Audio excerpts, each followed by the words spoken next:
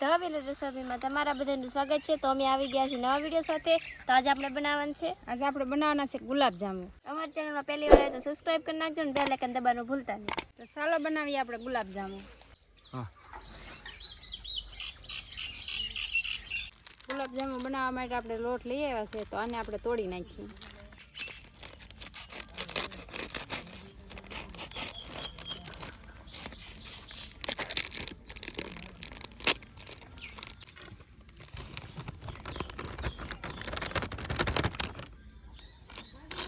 તારો ગુલાબજાંબુનો લોટ આપણે જો ઠલવી નાખ્યો છે બધે। આમાં આપણે નાખવાનું છે દૂધ। આમાં આપણે દૂધ નાખવાનું છે।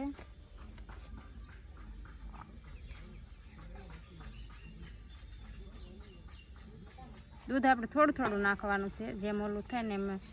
નાને આપણે સમસ્યા લોટ બાંધવાનો છે, હાથે નહીં।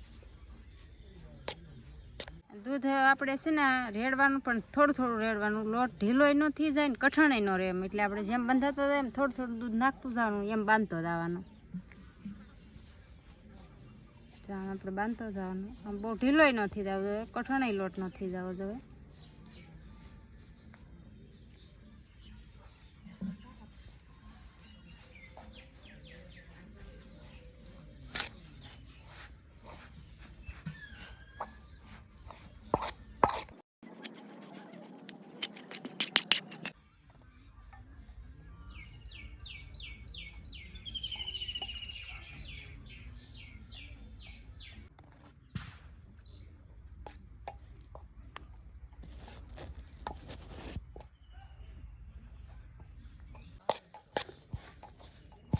આપણે લોટ બંધાઈને થઈ ગયો છે કમ્પ્લીટ। તો આને આપણે 10 થી 15 મિનિટ સુધી રહેવા દેવાનો છે, કારણ કે લોટ તરત ને તરત આપણે ગોટી નહીં કરવાની। 10-15 મિનિટ સુધી એને રહેવા દેવાનો, પછી જ કરવાની ગોટી, પછી તો બહુ સારા ગુલાબજાંબુ થાય।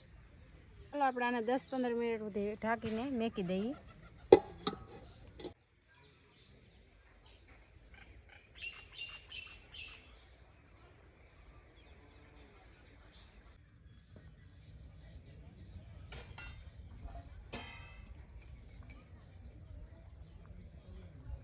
લોટ આપણે ઢાંકીને મેકી દીધો છે। હવે આપણે એમાં છે ને નાખવા હાટું આપણે એળસી ફોલવાની છે, પછી આ જાયફળનું ઝીણું ઝીણું કટિંગ કરવાનું છે સાકુએ કરીને। આમ આખું હાવ ભૂકો નહીં કરવાનો, આમ બટકા ગોળ સકડા રહેવા દેવાના છે। તો હાલો આપણે એળસી ફોલી નાખીએ।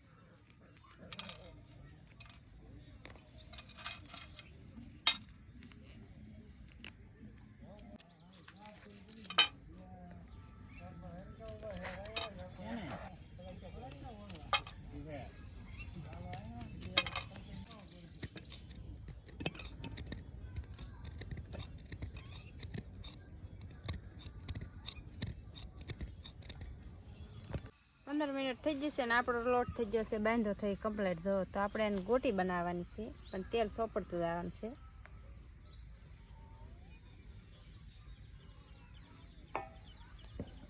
એને આપણે નાની નાની ગોટી બનાવવાની છે, આમ ફૂલે હારી। ગુલાબજાંબુના ગોટીઓ આપણે જેમ નાનું રાખીએ ને એમ જ સારું પડે। ધોળી રાખવાની છે આપણે।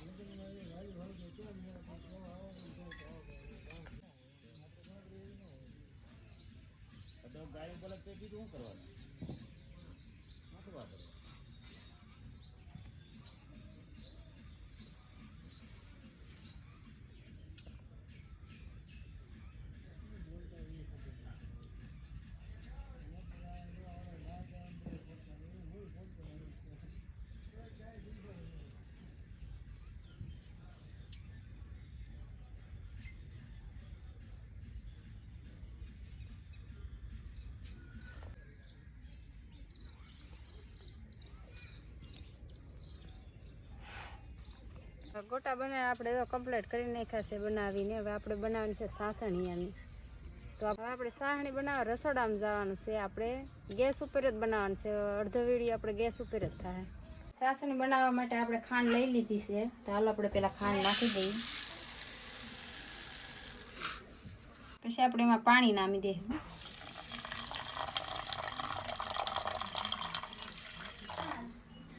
દેવું ગરમ કરવા।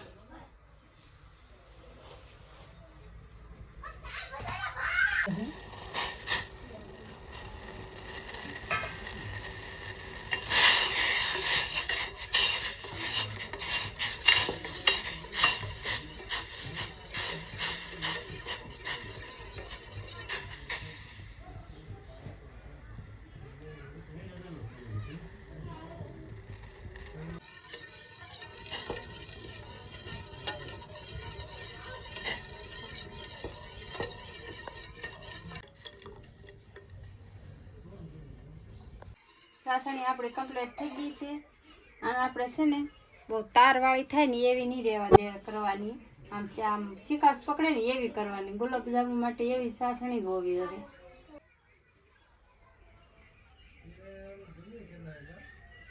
તો આપણે એમાં નામી દઈશું તેલ. લાવી ગયું છે તો હાલ આપણે ગુલાબજાંબુ તળવાના શરૂ કરી દઈએ.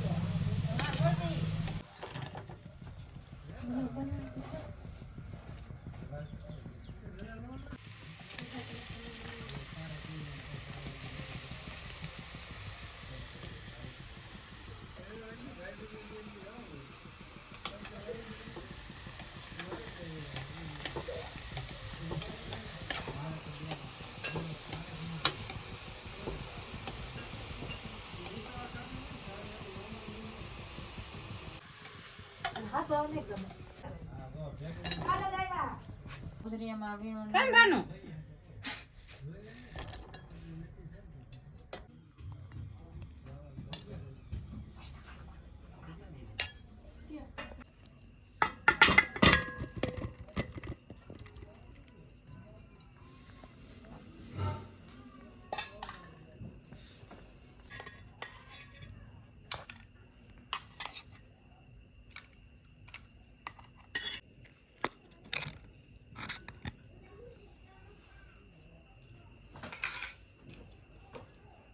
મસ્ત બન્યું.